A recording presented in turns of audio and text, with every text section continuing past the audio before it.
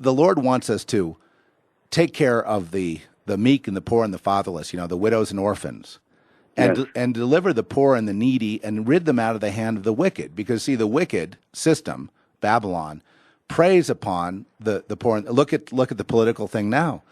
It's preying upon the people that are in poverty, trying to get them to be useful idiots and vote with the, say, communist or socialist to overthrow these evil, and the people that are running those parties are the rich and wicked, satanic rich, and they're preying upon those people, and they're not. But it's worse. It's worse than that, Zeph. They're not just preying upon them; they're farming them. It's almost as if we have encouraged this cycle of dependency, and these people are out there, and they're a part of a feeding frenzy that's being used by the political forces right now, by the rich, and by the fabulously wealthy.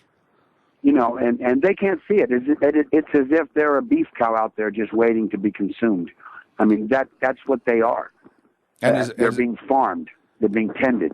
As Brother Thomas, they're not people. As Brother Thomas said, as soon as they're used, as soon as they bow down, basically they're thrown out as cannon fodder. Yeah. They don't even last 2 seconds. It's not like they're going to get to be a rock star, a rocket scientist, or something like that. And of course, all that's for nothing. If you look at the lives of all rock stars, look how they all end in total misery and depravity, misery, and death. Yeah. They get 5 minutes of whatever worship. 5 minutes of fame. Yeah. 5 minutes of which is really just being worshipped as a god, and then tossed out as crap. Yeah. Yeah. Yeah. I was praying. Most of them don't even get that far. Most of them are the mindless morons that we see as gang stalkers or followers, or that follow people that do other things that are just a part of the evil eye that tries to intimidate us by saying, "I can see you." Yeah. Hey, I was in the store the other day getting some organic vegetation, and what comes on the air, and I ran this by a brother who confirmed that that was it for you, and it was the song by Hall & Oates, "Private Eyes." Private eyes are private eyes are watching. Private eyes are watching you. Da da da da. That old song, and I just started laughing. I said, "What are the odds on this?" Because they're playing completely different kind of like pop music, and they're not really playing oldies but goodies. They're playing kind of stuff that's out there around today. And then all of a sudden that comes up and it gets my attention. I just start laughing. I just had to start laughing. I laugh whenever there's gang stalkers. I just start laughing. And that aggravates them. That angers them because they're frustrated. They can't do anything because we know where the power is. Oh, I'm just going to pray. They better watch out. I'm just going to pray at them, And my father, he's going to, if I bind them and forever, which I have the power to do, to bind their tongue and their minds forever. And I don't even have to do anything. If they even look upon me, that happens to them.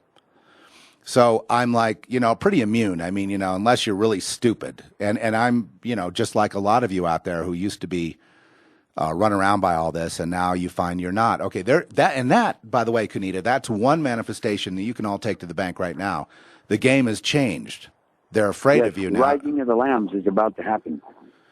The rising of the lambs is in process right now. See, they've seen what happens to their friends when they go against the children of the Most High. See, this is not the time for the children of the Most High to die and be tread upon. You guys missed your if you wanted to do that, you should have done that back in the old days. Today, it's no longer that time. If you gang stalk, you'll be marked for death, and that's it. You will just simply, it's the equivalent of going up to God and saying, "I'm God, you're not." I mean, or some stupid thing like that. Or going up to, pulling on Superman's cape, as the late Jim Croce said. Throwing down on God is what they're doing. And that's the ultimate moron. the ultimate idiot. And so we laugh at you. We have to laugh. And, it's not funny. There are those of us who are, get tortured or, kidnap someone and torture them or, whatever criminal thing you do, but then that just becomes another witness against you. The eyes of God then see you doing that, and then you're marked for eternal damnation on that moment, and that's the end of it. Yeah. And then your own people will turn on you because you got to keep your secret. You did criminality. And then it's like, well, someone's going to tell. I can't have that. So you start killing each other to get rid of the witnesses. Well, that society is a cannibalistic society by its very nature, Zeph. That's the only way it can survive. What do you think is going to happen now? We've got the first opening, and kind of like the opening salvo in the war. So where do you see the next couple of years going in terms of any of your thoughts? I think, first of all, they're going to try to hold it together past the election. I think that's a given. And I think they will do that. I think there may even be signs of an upturn enough to because I believe they will reelect Barack Obama. I don't think there's any question about that.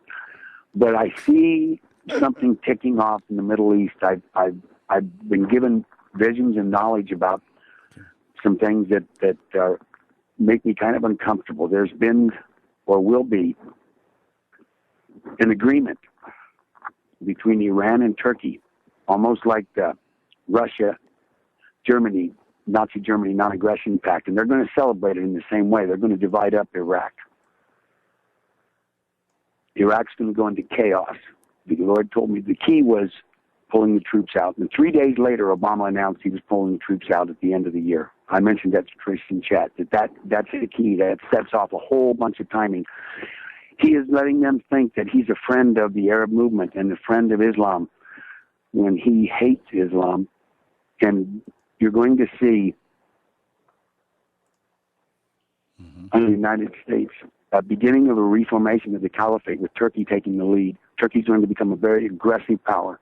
Turkey and Iran, they're going to form an alliance. They're going to eat up Iraq, and then Turkey, as a result of that alliance, Iran is going to get the Basra oil fields, and Turkey is going to get a free hand in Syria.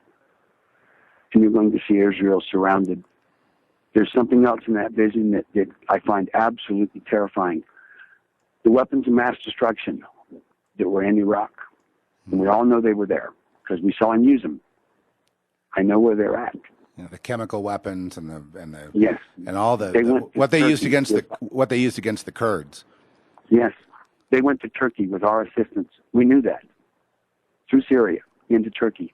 They're going to be brought into play at some future date against Israel. Whether this is Ezekiel, I don't know. Ezekiel 38 or not.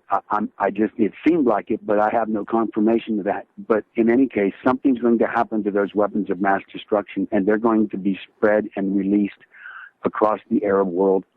There's going to be a massive destruction happen to those, and it's going to release, and there's going to be death on the scale that is unimaginable. Because to bring in their one world government, they're not afraid of the church. The church has already been co-opted. They're not afraid of the Jews. The Jews have been co-opted with Islam, and they're going to destroy it. They're going to betray it, stab it in the back.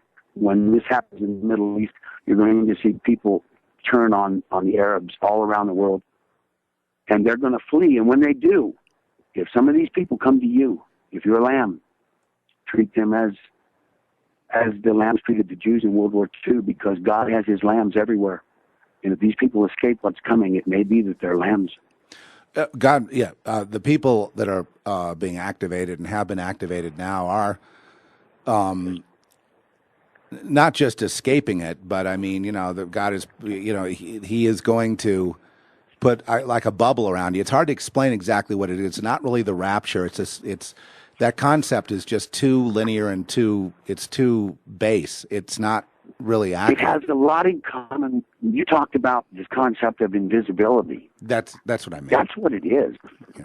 We're going to be able to go here and there, get in amongst them, and come out.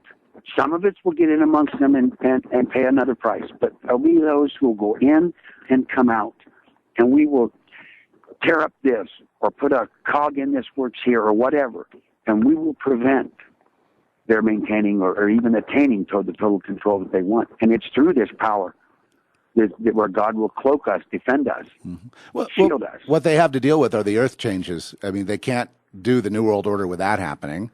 They can't really do it with a third of the sea dying. They can't really do it with constant war, because war is hard to control. They can't do it with the plagues and vials and one of these plagues, the vision I had, which is really quite terrifying and will be to them insanely terrifying. And that is where you have 100,000 people dying here and there with no cause. It will be simply the wrath of God. It will be a supernatural death, and they won't understand how 100,000 here and 100,000 there can just be lying, and they'll be taking them into the laboratory trying to figure it out, trying to come up with a vaccine when there's no vaccine because there's no disease. No. It's God's plague. It is. And it's going to be manifest. Yeah, that's the kind of thing that I mean. And that sort of thing, and Jonathan talked about the Hoover Dam.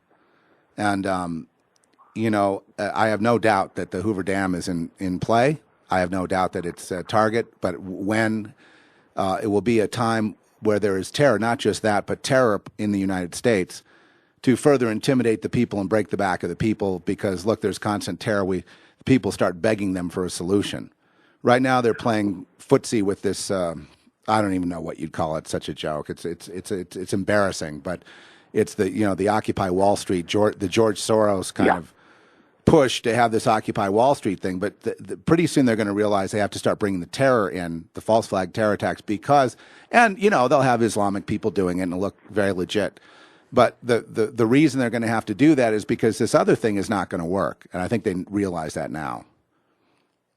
Well, if they take out the Hoover Dam, what I heard him say also in there was that will be the key for the crackdown because that'll institute martial law, at least in the West, because the water supplies for major areas in the West all come from there. And that will bring on the institution of martial law, at least beginning in the West and then spreading to the rest of the country, because that'll interrupt agricultural production. There'll be food shortages. You're going to see major problems when that happens, and it won't take long to manifest themselves. I just a line, a verse from Ezekiel 38. I just can't help myself. I'm going to go ahead and read it for us. Go ahead. So that the fishes of the sea and the fowls of the heaven and the beasts of the field and all the creeping things that creep upon the earth and all the men that are upon the face of the earth shall shake at my presence, and the mountains shall be thrown down, and the steep places shall fall, and every wall shall fall to the ground. And this is a direct parallel, of course, to the opening of the sixth seal. Yes. Right there in Ezekiel 38. It's just... There it is. It's all beginning to form. I mean, I don't know. I don't know how people can't see it. I mean, but I guess we see things differently. But I see these things coming. I see them unfolding right in front of me, and I'm rejoicing.